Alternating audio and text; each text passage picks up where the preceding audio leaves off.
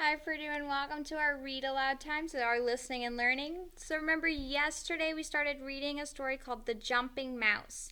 Now we only read half of the story, and so today we're going to read the second half of the story and find out what happens at the end. So remember, The Jumping Mouse is a folk tale, and it's a story that was passed down from generation to generation, and it is a Native American story.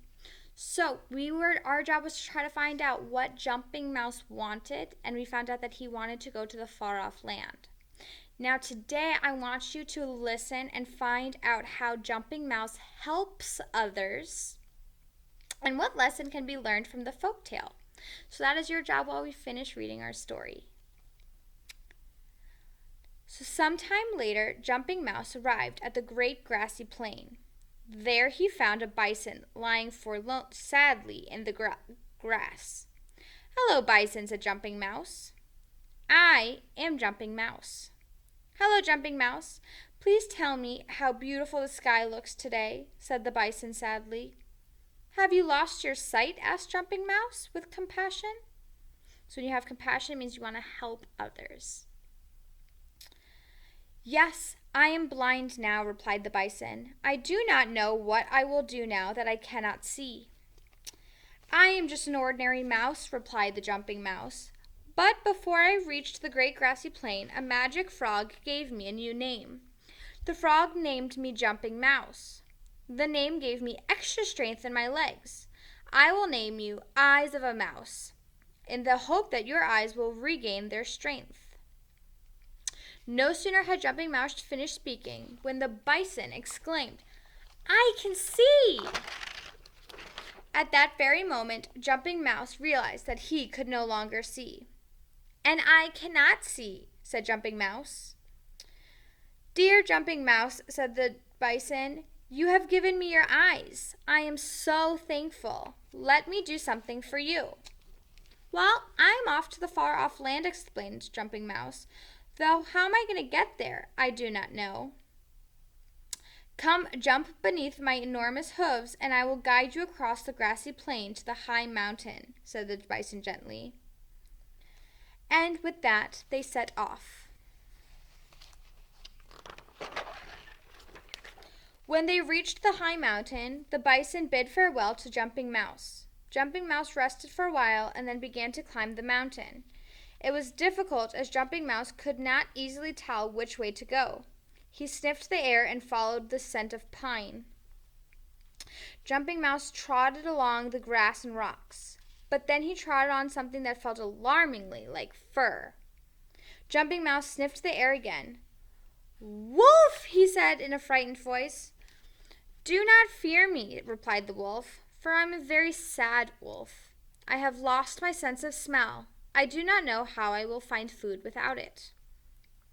"My dear wolf," said Jumping Mouse, "it may seem strange, but I gave the bison my sight. I will call you Nose of a Mouse, and we shall see what will happen."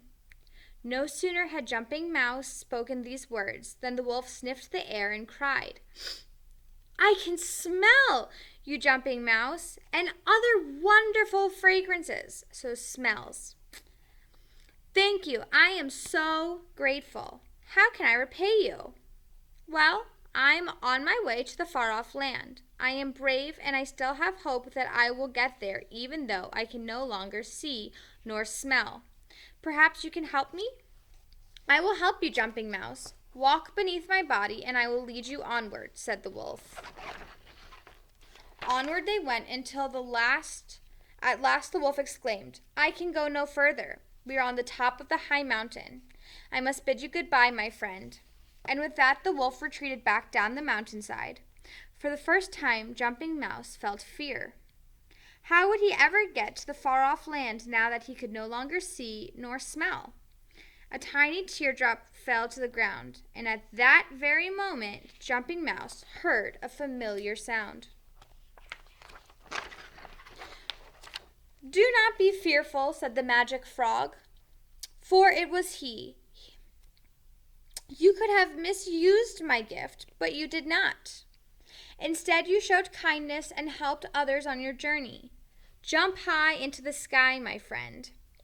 Jumping Mouse hesitated for a second, and then he jumped high into the sky.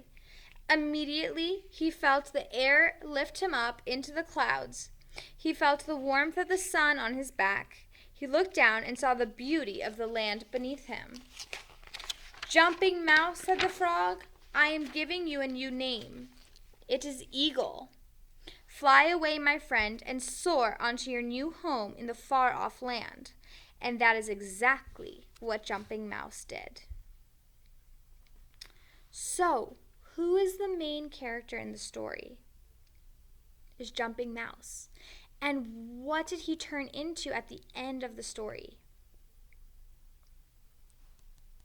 This is Jumping Mouse. He turned into an eagle.